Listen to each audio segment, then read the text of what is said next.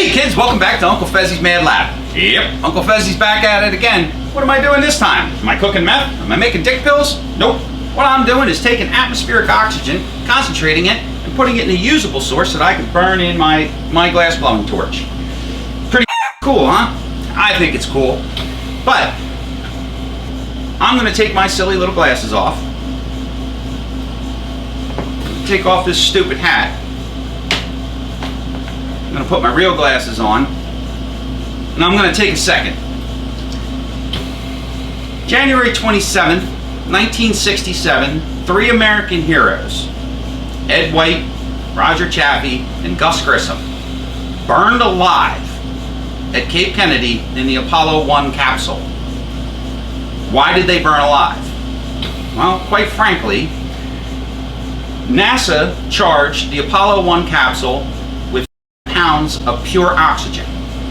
A spark ignited a fire which, accelerated by the oxygen, burned every single thing in the capsule to a crisp.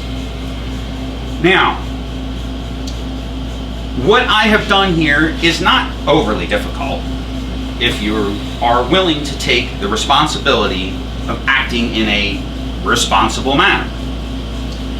If you screw this up, the chances of you burning your house down, killing your dog, and possibly yourself is real. I would feel bad for your dog. Now, that I got my little political rant out of the way, let me explain exactly what I did and why I did it. I'm going to move the camera down in a second, but I'm going to give an overall of what I did.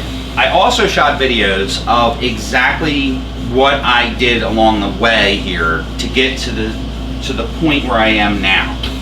I'm also going to explain the mistakes that I made, because like NASA killing three American heroes on the pad, I did make a mistake or two. The astute viewer will notice I changed my outfit and I have glass here on the table. In the other video, I explained the dangers of pumping oxygen into an environment and not having any control over it. So I'm going to explain how I control the oxygen flow in through this system and how I have this system plumbed in.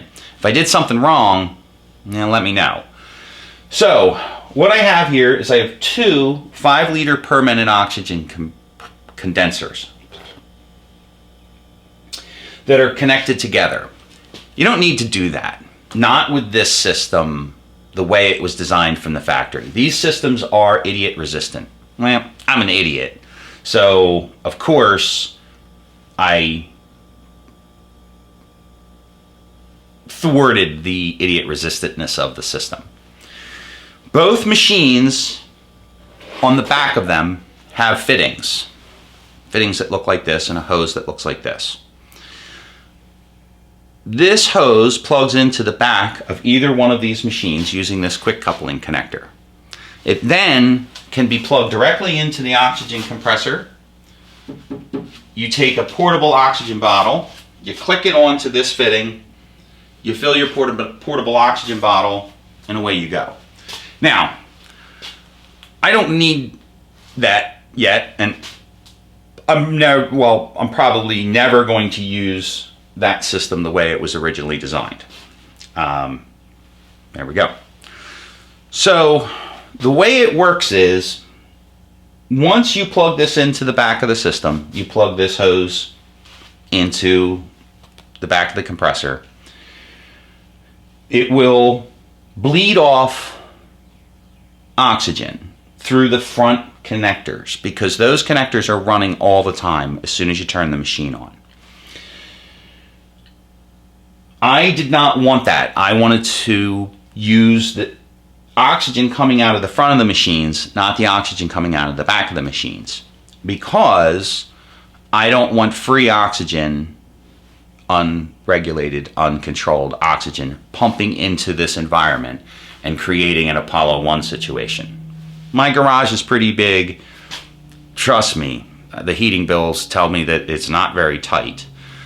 But I'm getting old, I'm getting paranoid. I'm learning from my mistakes. I didn't want oxygen flowing places that it shouldn't be flowing without my control. Maybe I'm a control freak. So, I chose a different route. And I got my poking stick here. So, what I have going on is I have, well, a couple things. I upgraded the hose coming out of this oxygen compressor or condenser. This condenser has a 1/4 inch national pipe thread fitting coming out of it. I installed a barb end. It comes out of here, goes over here into a T, which I have very carefully attached to my table leg here. This is the other condenser. It runs also to the T. This is the manifold that I built to feed my torches off of the regulator. The hose from underneath the bench comes up to here to another T. This hose then continues around to the back of the compressor. The back of the compressor, I removed this fitting, which I detail in another one of my videos. So this fitting, wrong end. This hose comes with these two fittings. I cut this fitting off of this end of the hose. Don't worry about it. This fitting is on the compressor side. This is the condenser side. It plugs in.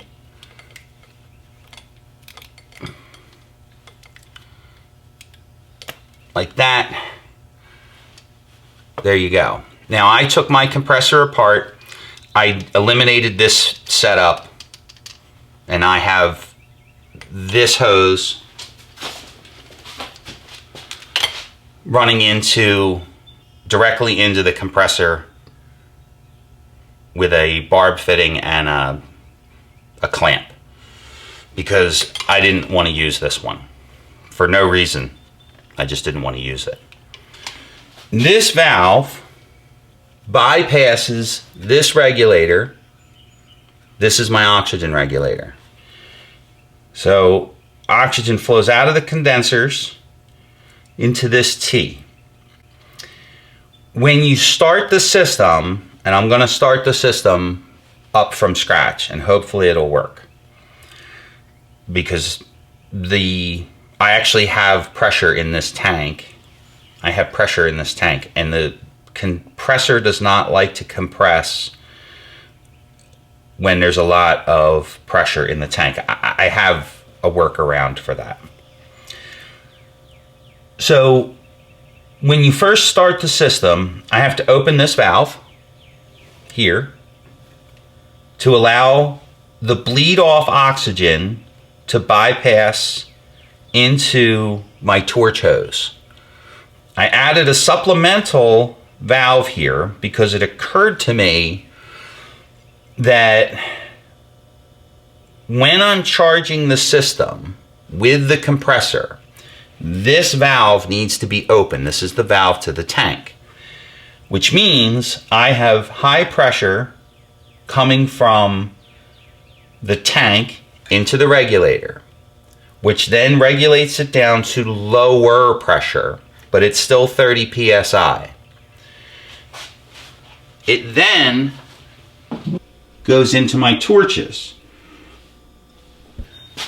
where I then use the torches to bleed the impure oxygen off of the system to allow the compressor to finally sense pure oxygen and begin compressing. Without doing that, without bleeding off the excess oxygen from the front of the machines, because remember I eliminated the back fitting, the compressor will not work. As a matter of fact, it'll set off alarms, and it's terrible. It's absolutely, the noise is enough to drive me insane. It's I'm like Chewbacca in Empire Strikes Back, running around beating my head.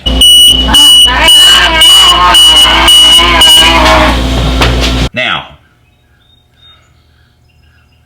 when I am compressing oxygen, when the whole system is up and running, this valve is turned off, this valve is turned off, this valve is turned on. The regulators are designed for high pressure. Now, I could, every single time I turn the compressor on, back this valve off, which will stop the flow of gas from the high pressure side, the 2000 psi side, to the low side. The low side is between 20 and 30 psi to my torches. I installed this extra valve to eliminate that. These are cheap Amazon 1/4-inch ball valves. They're not that great, but it keeps a considerable amount of the pressure, almost all the pressure, if not all the pressure, off of my torch valves. And there you go. Now, let's take a look at this side of the system. Now, the way it works beyond this valve, the system has been up and running for, where this is hypothetical. The system has been up and running. I've been purging oxygen. So oxygen compressor or oxygen condensers. I only need to turn one on, by the way. That's the other thing too. In later part of the video, I actually run the system off of the condensers by themselves, and to show the difference between running off of compressed oxygen and running off of the condensers. But we're going to use this as this is the way the system runs off of compressed oxygen.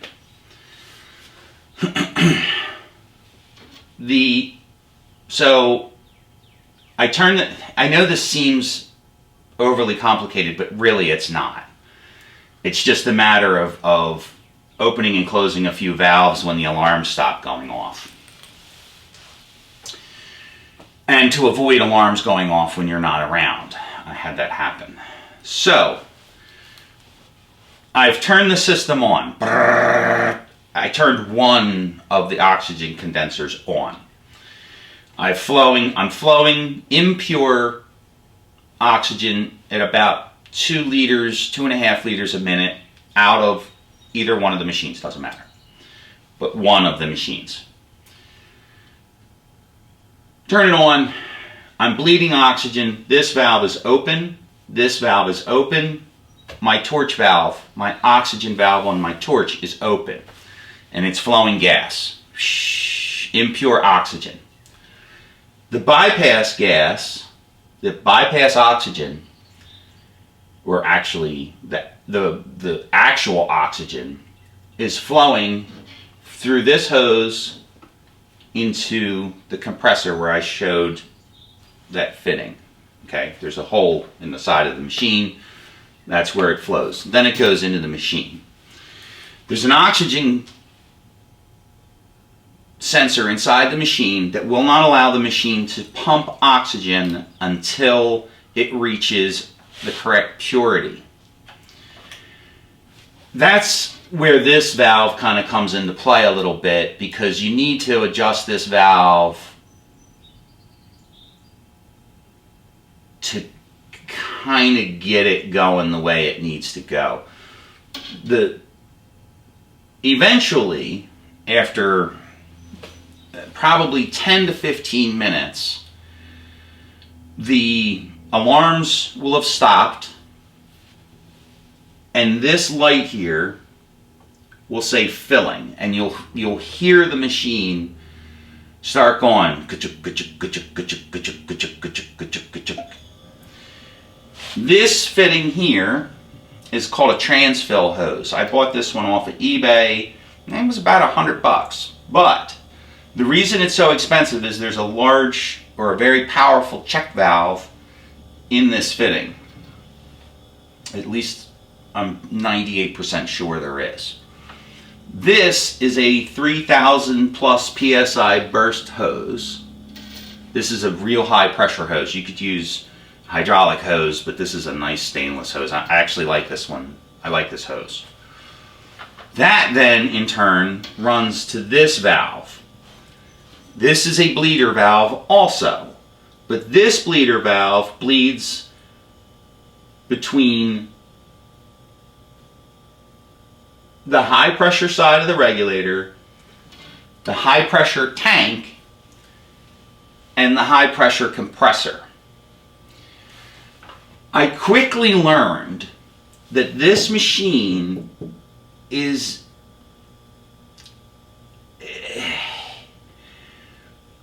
I don't want to say it's anemic, because once it gets running, it runs just fine.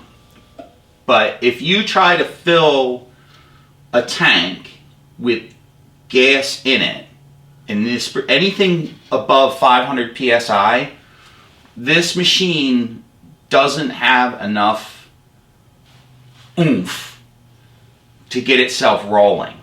So the way I thwarted that is very carefully cracking this bleeder valve a little bit, so it's, and then very slowly opening this valve while this is still bleeding out, closing this valve, and then the machine will start running. My suggestion is don't bother trying to fill the tanks below 500 psi.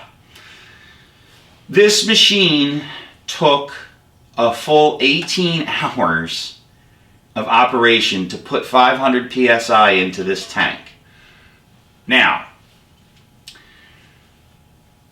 this machine is not designed to fill this size tank, the 250 cubic foot high pressure tank.